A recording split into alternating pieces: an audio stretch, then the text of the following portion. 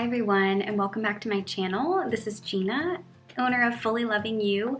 I am a integrative nutrition health coach as well as a mom, and I have a coaching practice all about self-love and perfectionism. In today's video, I wanted to share a very overdue video. My son is about 1.5, almost 2, and I never filmed my postpartum video. Life happened, so here is this video. It is quite a packed video, so I want to make sure that I value your time. If you look down in the description box, I usually timestamp the sections. I did break this section up into a few parts, which I'll explain in a moment.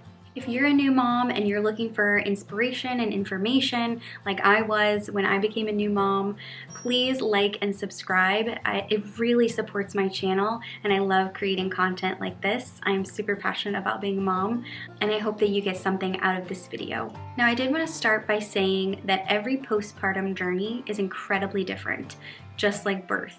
So don't feel like you are comparing yourself to me. I certainly didn't. There's a lot of information out there and a lot of visuals that we see of what postpartum should look like or be like. And this is just one example, my experience, my journey. So don't let that deflate yours or make you feel bad or judge yourself for yours. Each one is unique and different, and I want you to value that in yourself. I also want to encourage you not to post before and after photos of your postpartum body. I think that that is the most toxic thing that we can do as a new mom, on top of all the other things that we're doing, learning new ways of taking care of a human being. Just so many things are changing with our bodies, our mental state, our emotions. This is not the time to be showing off, weight loss, not weight loss, your C-section scars, anything like that. If you do want to show those things, fantastic, but it really doesn't do much good, in my opinion, when we're constantly focusing on the aesthetics of our bodies and how they're improving or not improving. So I really encourage you not to post those type of photos. I did not, and I felt really good about it. Okay, super quick overview of my birth.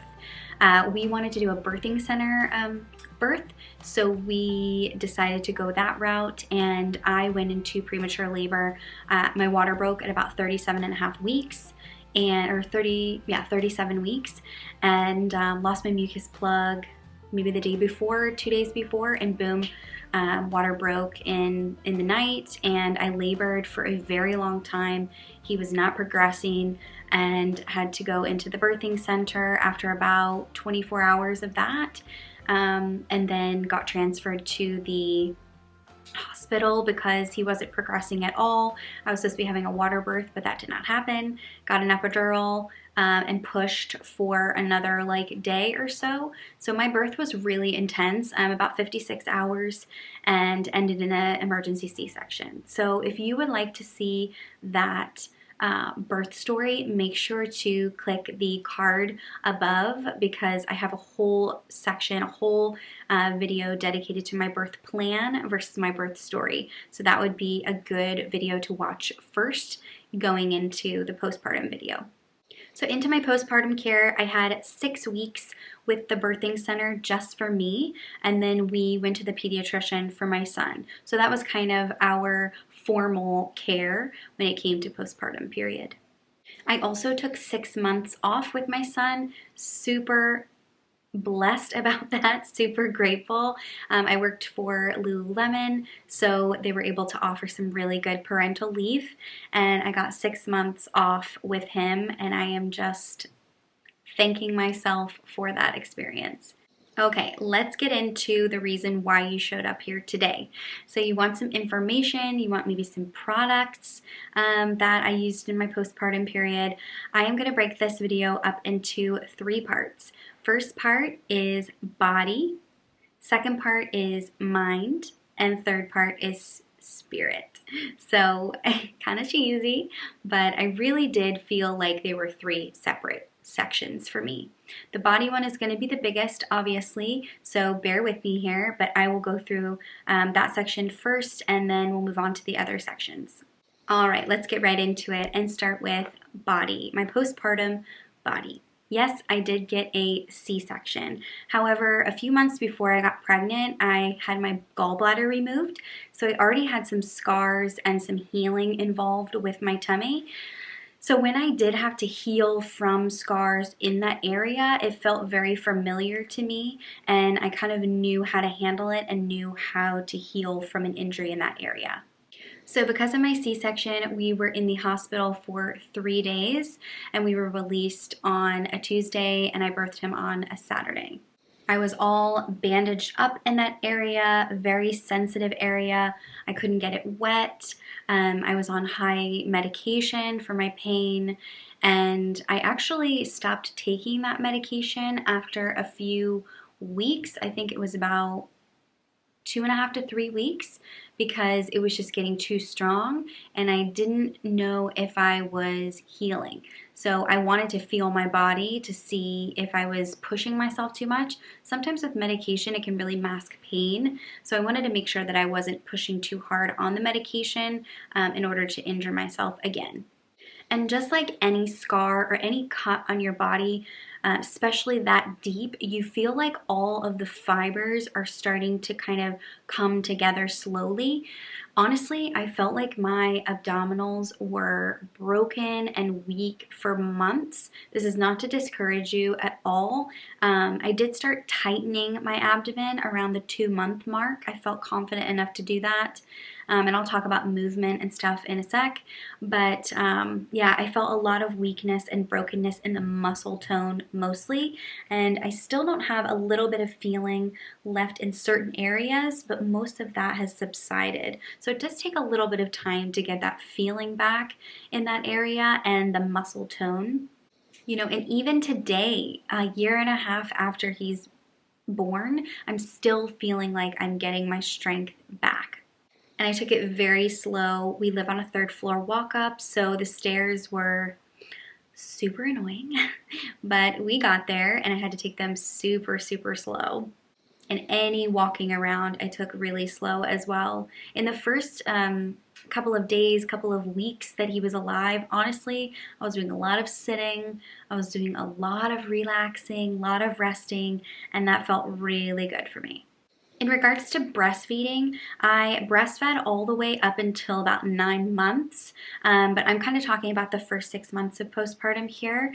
I will say breastfeeding slimmed me down really quickly. Not that that was a huge focus or a huge goal of mine, but if you can breastfeed, breastfeed, because I was burning so many calories, it slimmed me down super, super quick. The first week or so, first even couple days, I saw a huge difference in my legs, my arms, everything. I did have a really good latch with him, had really no breastfeeding issues. It did hurt and was uncomfortable for longer than usual, which I didn't think was abnormal, but when I did go to check it out, my midwife informed me that he was tongue-tied. I am going to make a whole nother breastfeeding video because I feel like this video needs to be kind of postpartum care on its own, and breastfeeding is such a big thing that it needs to have its own video. So stay tuned for that, and if you're excited for that video, make sure to comment below and let me know that you definitely want to see that. So our plan was to keep the placenta after birth. However, with the C-section, I was not able to do that because it was so damaged from the medication and from having my water break for so long. So it was kind of unkeepable, but we were going to freeze dry it and put it into little capsules for me to take as kind of like an extra supplement postpartum. It would have been really, really nice to have because that would have helped with hormonal balance, but it is what it is. Life happens. However, for you, if you can definitely keep your placenta and get maybe a doula or someone in your area who's specialized in that to do that for you, that would be so great. Second time around, I am definitely going to consider that. So not only did I have pain in my boobs, I was having C-section pain, but you also have what's called lochia bleeding. So it's kind of like a period where you're just bleeding for up to a week to 10 days after you give birth, sometimes even longer. For me, I bled for about 9 days, and I had a lot of cramping as well. That's pretty normal. When you're breastfeeding, your uterus is constantly contracting back to its size, and breastfeeding helps with that and makes it more intense. So one, breastfeeding is great for your baby, but it's great for slimming down, and it's great for getting your uterus back to its original size. I will link all the products that I used down below, but the two that I used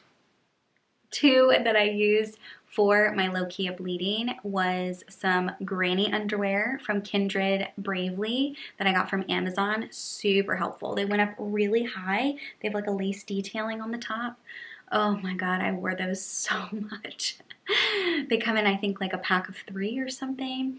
I got those, and then I wore Depends. So there was a brand, there was a special Depends like style that I got, which was really great. I think I got a size medium or something, and they were perfect. I wore those, and then once I was done with those, I wore the granny underwear as well as maternity pads, and I'll link them down below. I also did not use any of the products at the hospital. I brought my own because I just wanted to be more comfortable. So I ended up using those Depends undies in the hospital, and they were perfect. I had purchased all these things for vaginal pain, like one of those little Perry squeezy things, some vaginal cream, some sprays, like perineal sprays and balms, but I honestly didn't need any of it. I had a little bit of pushing going on, but I had really no pain down there, mostly just abdominal pain, which, lucky, however, abdominal pain. So take your pick. So for body, I'm going to talk a little bit about clothing. So some clothing that I really just lived in all the time. I purchased some oversized lounging pants, which were really great. I think from like TJ Maxx or something, that were just throwaway. They got holes in them. I was able to just kind of do whatever in them because I was going to have so many bodily fluids on them. I just got them really cheap. I also purchased a robe from Caden Lane that I loved wearing around the house, just with the granny undies or my Depends and the robe open for breastfeeding. It was perfect, and it's so, so cozy. Love that brand. Again, the Kindred Bravely undies, as well as their PJs. I got a few different PJ options. I got one that unclipped that I actually didn't wear as much. I wore the ones with the buttons. It has like a collar and buttons. I think you can find a very cheap one from Target as well, and I would definitely recommend doing that if you cannot afford the Kindred Bravely one. My LL Bean slippers that I shared in my pregnancy video, I think it was my second trimester recap. I still have them to this day, and I absolutely love them. I'm probably going to replace them soon because they're just so gross now, but I wore them all the time. All the time. It was in the heat of the summer, and I still wore them inside and blasted the AC, and it was great. To keep my abdominals supported, I did get like a core wrap from Amazon, one of those ones that velcros around you. I didn't start using that until I think a month in because I wanted to make sure that my stomach and my abdominals were nice and healed and were healing well and properly, and I didn't want to put too much pressure on that area too soon. So I did wait a little bit of time to do that. I wasn't really focused on aesthetics and getting my tummy back to where it was, or whatever we're supposed to be doing. But I did want to feel like I was being supported and I wasn't hurting my back, because now that your core is kind of not as strong, you are in risk of having a lot of back pain. And the last thing for clothes, I worked for Lululemon, so I had tons of stretchy clothes that I could just throw on. I didn't buy any maternity clothes whatsoever. I just had a bunch of Lululemon stuff. I got a lot of like oversized things from there before I left, especially for the summer, like shorts in a bigger size, just one size up if I would recommend anything at all. That way you can pull some drawstrings and fit back into those items, even into postpartum period when you've lost a little bit of weight. I don't believe in buying maternity clothes. I just think it's such a waste of money, and buying things that are stretchy and that can mold to your body in different times of your life is really great. Moving right along to food. I was so hungry all the time from breastfeeding. I ate lots of snacks, lots of meals, bigger portions, and I was not mad about it. I definitely filled up on fibrous foods because they wanted to make sure at the hospital that I was pooping plenty. It helped with my digestion, it helped with my C-section, and all of that injury trauma happening after the surgery. So they wanted to make sure that I was definitely pooping a lot. And into postpartum, I know people take some laxatives because they do have some problems with pooping. I didn't take any, and I was totally fine with using my nutrition and food to make that happen. So I got a lot of pears, a lot of dates, ate tons of fruits and veggies, things that I would normally eat. My diet was pretty normal to what it usually is as a health coach, so I had no problem with that. I just ate bigger portions. When you're breastfeeding, you want to have a lot of complex carbs. So I had a lot of sweet potatoes, a lot of oats, just a lot of those juicy carbs.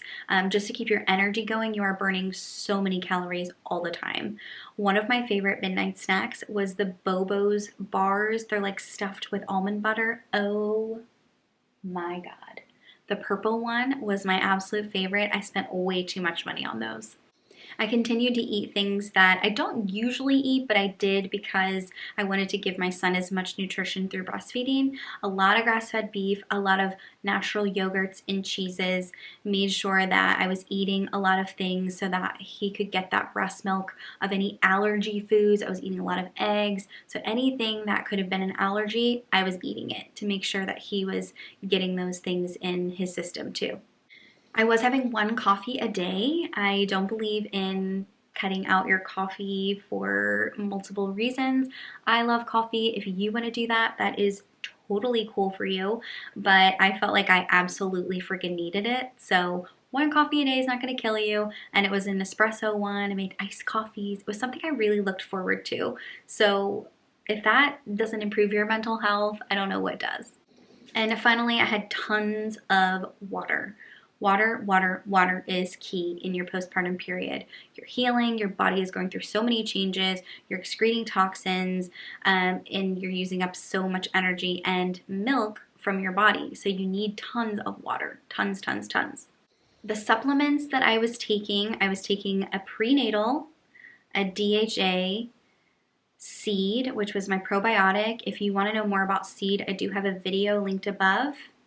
I was taking vitamin D for my pregnancy, as well as I got the Wish Garden herbs for postpartum cramping. It's called After Ease. Didn't take that too much, but I did take it in the first couple weeks with some water. Super helpful.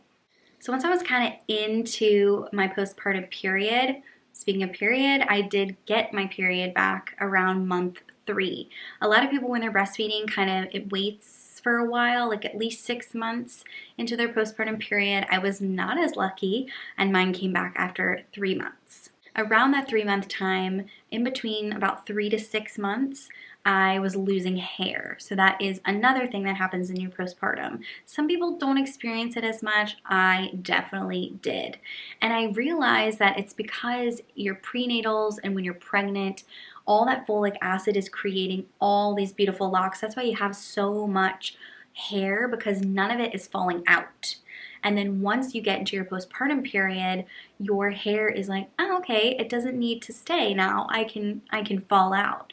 So that's what it does. It kind of, in your pregnancy, it holds on to that hair, and then your postpartum period, it's like, okay, I can shed now. That's why it all sheds at the same time. There's nothing wrong with you. It is completely normal to shed that hair. So I shed a lot of hair from 3 to 6 months, and then it started to grow back after 6 months. So I have like all these little baby hairs that happen, totally postpartum normal. My scar was healing really well, so I kept tabs on it. I wasn't able to take a bath for 4 weeks, and I was able to kind of strip off the bandages slowly and just really check in on it. My husband was in charge of my scar, really, because I couldn't see it as well, and he was able to kind of make sure it was healing properly.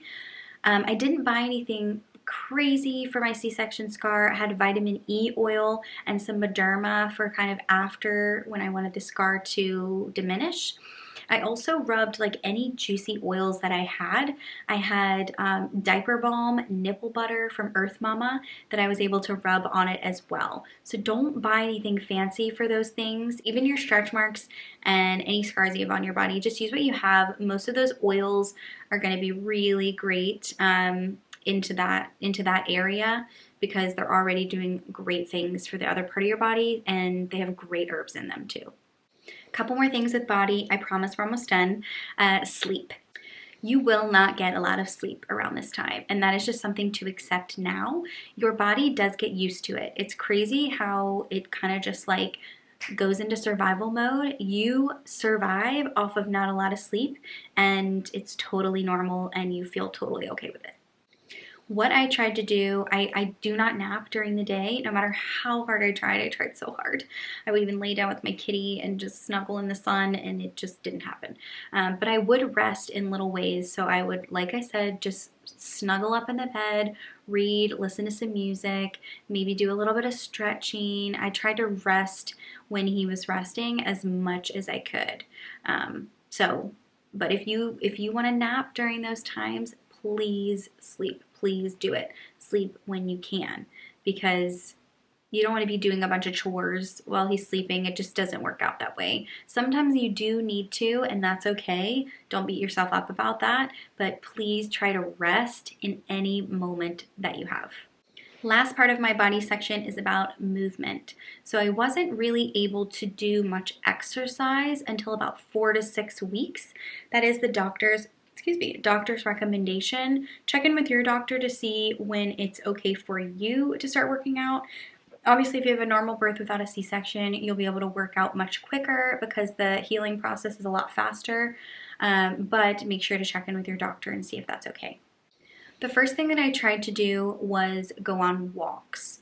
Walking was key. The first walk that we went on, I think, was, I'm looking back at my notes, 2 weeks after we got released from the hospital. It was really slow and we stopped so much, but it was great. I needed it, and I love walks in general. We got out in nature. It was the summer, so it was perfect. As I got really used to that, I did some stretching, some yoga at home. There is a Postpartum TV YouTube channel that I highly recommend. She was all about like pelvic floor exercises and really gentle. She has a whole playlist on C-section workouts, so I highly, highly recommend her. I'll link her below. Once I got really comfortable with that, I started to go to hot yoga. I haven't been to hot yoga in years, since I was in like New York.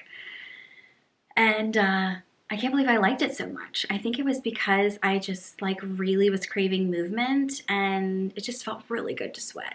So I loved hot yoga for some reason, and I got back into my barre classes, which was really hard, like plank and stuff. So I modified a lot of things. I was really gentle on my body, and just made sure what was right for me. And the last thing I did for my body in this time was I had a lot of wrist pain from pushing a lot of buttons that I wasn't used to pushing, like car seats and clips and like little tiny movements with my hands. I was not used to doing that. So I got a lot of wrist pain and a lot of like joint pain in my thumb. I got a lot of back pain, like I said, from my core being so weak and breastfeeding. So I ended up going to the chiropractor where they do adjustments as well as massage, and that was covered by my insurance, thank God, because it was so vital, so wonderful for that period. Felt like I was getting like a little treatment every week or so. And I even went without my husband and just put my son in the car seat on the floor, and it was great. That was pretty much everything for the body section of this video. I know this video is already long, but I don't think this video could do justice without adding in these next two sections. Yes, your body is super important and all the changes it's going through right now, and I completely understand and agree with you. However, the mind and spirit connection of becoming a mom and this beautiful experience that you just experienced, which is your birth, just happened, and you want to make sense of it. You are coming into a new identity, and I feel like the mind-body-spirit connection is incredibly important, and it is very much important to touch on today. And I did want to break up mind and spirit into two different categories. Mind is more like mental prep, what you're doing during the postpartum time for your own well-being, even personal priorities, I would say. And then spirit is more emotional, getting through any sort of moods or emotions that you're feeling during this time and support. So some things that I did for my mental health before having my son is I really tried to prep for the what ifs. And I know that sounds kind of not great. I am a very prepared person, so I do like to be prepared for the best and the worst scenarios. And sometimes my husband's like, let's just, figure it out when we get there. No, I am not that person. So I made sure that I mentally prepared for difficult things in my postpartum as well as my birth. So I prepared myself for a C-section and all the things mentally that had to do with a C-section and my acceptance of my birth going in that direction. I also prepared myself for not being able to breastfeed. Obviously, I was like, nope, I'm going to breastfeed. This is my priority. This is what I want to do. But I also mentally prepared for what if something goes wrong and I can't. So I made sure that we had formula and something in the house so that it wouldn't be a scramble and another emotional breakdown if I didn't have something in the house. The other thing that I prepared for was having a low milk supply. So I made sure that I had a good pump. I made sure that I was prepared for pumping and knew how to do it and knew when I was going to do those things. I will say one thing I do regret, which I'll mention in my breastfeeding video, is not pumping early enough. So if you want to see that video again, comment below. Again, with preparedness, I made sure that I was keeping my mind active by always having a book in my hand about what was coming up, whether it was what to experience or what is going to be happening in month 1, what sort of development I should be looking for, when they should be sleeping, when they should be eating. So I was making sure that I was reading books or looking at apps, and I'll link all the apps that I use down below. I also got emails from The Bump, Lovevery. What's another one that I got? I can't remember it now, but I'll link all of those down below. I was always making sure that I knew what was coming up so that I wasn't completely surprised or shocked as to oh, is this normal? I don't know. I wanted to make sure that I knew what was going on. And again, there's no manual for children. However, I did see a lot of things that were normal, and I was like, oh, I read about this. This is coming. This is happening. Maybe I should get some of these products off Amazon to prepare myself. Everything was in preparation. Obviously, things didn't always go as planned, and we had to, yes, scramble sometimes, but for the majority of things, I felt very prepared for what was coming. Some fun things that I did for my mental health is we watched a lot of TV and a lot of shows. My husband was on vacation from his cruise ship job for the first couple of months that he was alive, so we were able to really enjoy our time together, watch some movies, watch some shows, cuddle up, and just enjoy our bundle of love, bundle of joy in this time. We had lots of fun and relaxation. One thing I did for me that I do not regret is making sure that I had a bedtime routine. So these first couple of days, weeks, months, you're kind of waking up and going to sleep at all hours of the day. You could be napping halfway through the day. You could be waking up at 2, 3, 4, 5, 6 a.m., who knows, to feed. And you could kind of feel dazed and confused about what time it is and when you went to bed. But I would highly recommend sticking to a normal schedule. So having breakfast around the same time, lunch, dinner at the same time, and then setting up for a nighttime routine. So we started my son on a nighttime routine, the first few weeks to a month that he was born. So yes, he's gonna wake up at random times, but we always made sure that, around anywhere between 5 and 7:30 p.m., we were like, okay, he's awake. Let's try to put him to bed. Let's do our nighttime routine.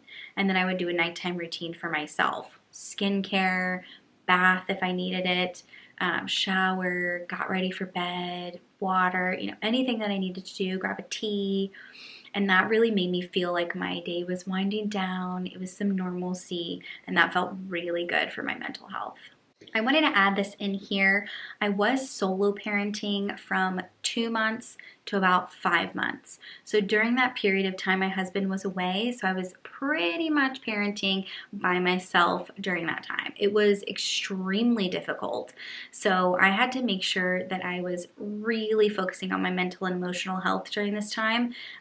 Yes, body is great, but that was key to getting me through that period of time that my husband was away. So the last thing in my mind section that I really tried to do was I started following a bunch of people on Instagram.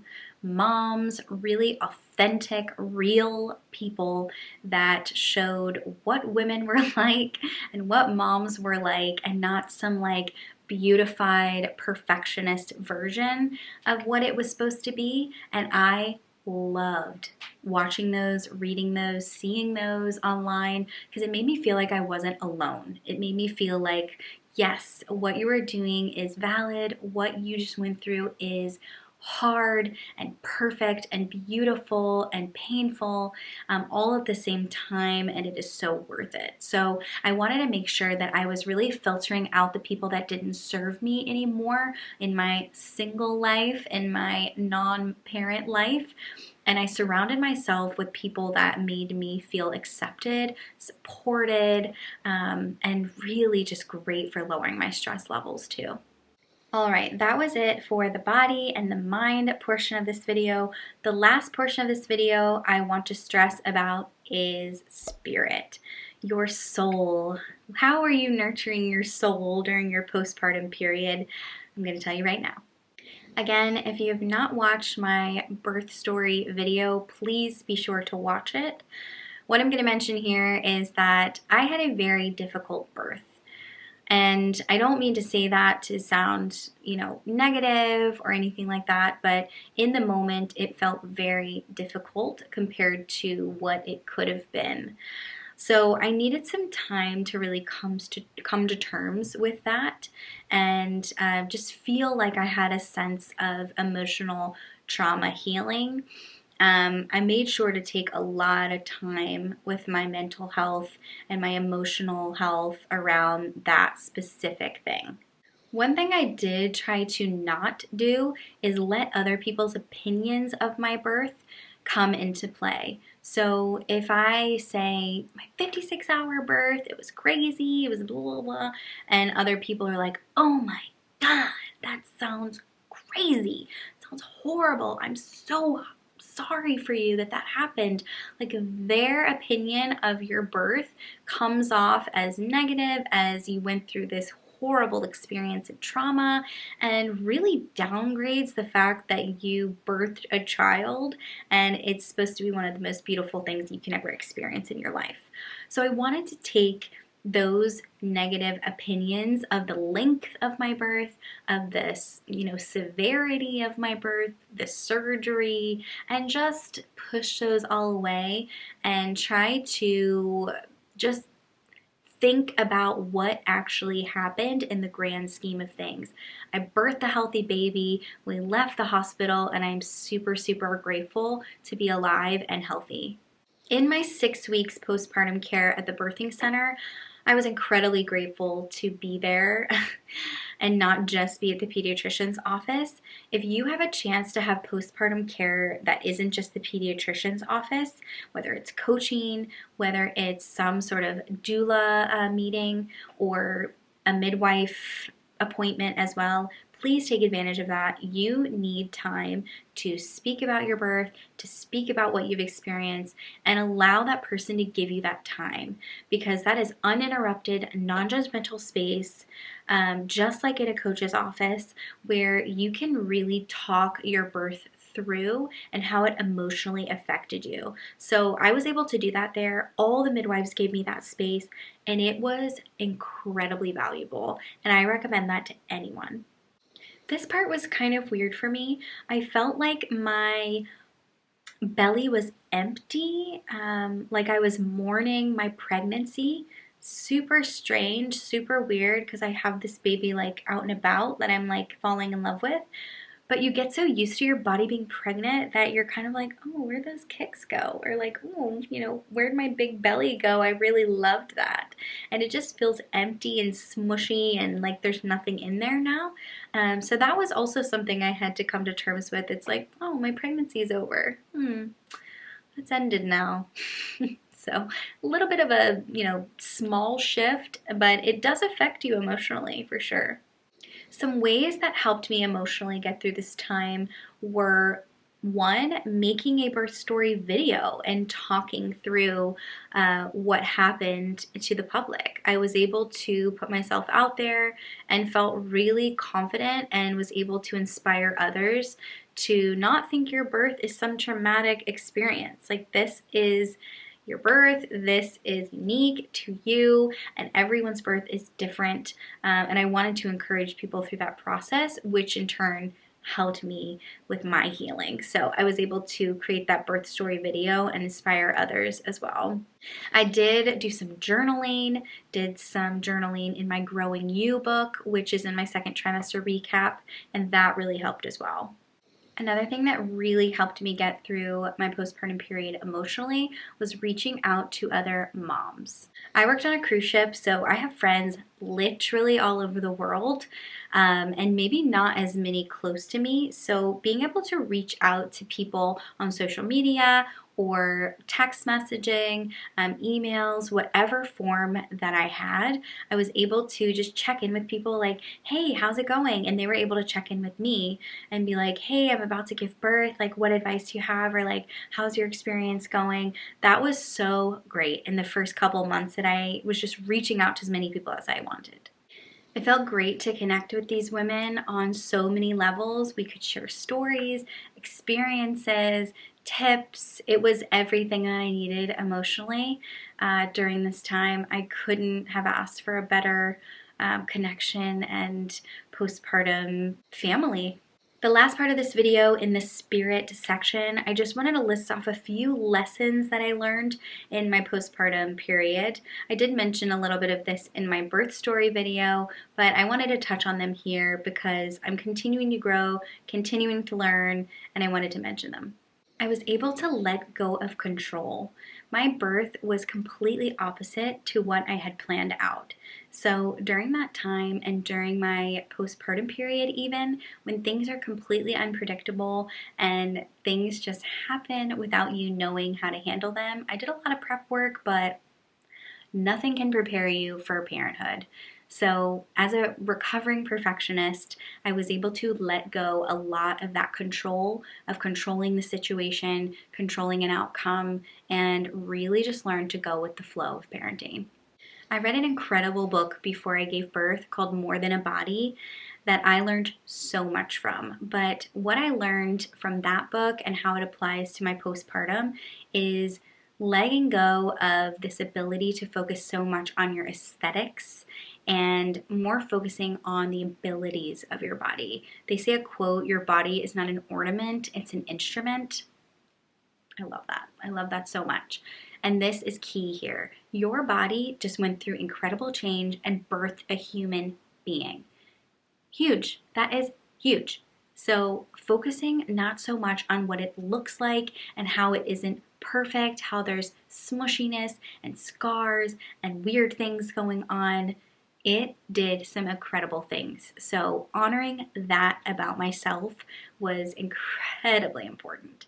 What I also learned is the importance of presence. Being present with my son in all the moments of his growth was just so special for me, and how important presence was.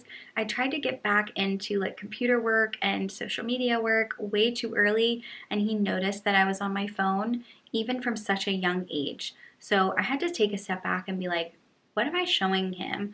What is he looking at? And he's looking at his mama not paying attention to him. That's what he's looking at.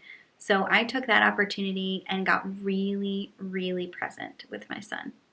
I also learned that this is the first time that I feel complete ownership of someone else's life. So not only was it all about me and my needs, but I had to put someone else's needs before mine. And that was the first time I'd ever done that before. So that was something I needed to learn, and something that also just came naturally because that's what you want to do anyway. But it is something that affected me emotionally. And the last lesson that I learned was, of course, around perfectionism, this fear of failure, self doubt. One, it started with not having the birth that I wanted. I could have easily gone into this cycle of just negative self talk and just dug myself a deep hole to live in for the remainder of my postpartum period. And that's what happens to a lot of people, is they do that and they don't think that they are a good enough mom, and they're doubting their abilities and their life beforehand. I did a lot of work on preparing myself for putting someone else's needs before my own, and that my life was going to completely change. So doing that mental and emotional work before you have a baby is critical, because it can prevent a lot of those expectations not going the way that they should go, and this fear of failing as a mom. I think doing a lot of that work beforehand is critical to preventing some of that postpartum depression. But I really, really had to do a lot of digging and a lot of positive self-talk around mom guilt, a lot of those things you hear on the internet. So doing a lot of that work was critical for me as a recovering perfectionist, that I could take a step back and be like, you know what, I'm doing the best that I can in the moment. I'm working really hard. I'm doing a lot of work right now, and every day is not going to be a breeze. It's going to be really difficult, but what got me through is everything is temporary. I love that phrase because it means that this moment is not going to last forever. This hard moment is not going to last. You will get through this. But guess what? This really beautiful moment is also not going to last forever. So take advantage. Oh, I'm getting teary-eyed. Take advantage and really be present with your baby. Whew, didn't think I'd tear up in this video, but it happens. So that was pretty much it for my postpartum period. So sorry that it is really late in the game. I tried to think of everything from that period of time that I could think of, look back at pictures, and I will make sure to have all of those resources linked below, also time-stamped, so you'll make sure to be able to skim each section. If you want to kind of skip ahead or look at other things in the video, that is totally fine as well. If you liked this video, make sure to give it a big thumbs up and subscribe if you want to see more videos like this. Hopefully I'll be having more children in the future, so I'll be able to kind of update my postpartum videos. But for now, this is the best one that I have, and all of the information is still very true and vital and valuable for me right now into a year and a half postpartum.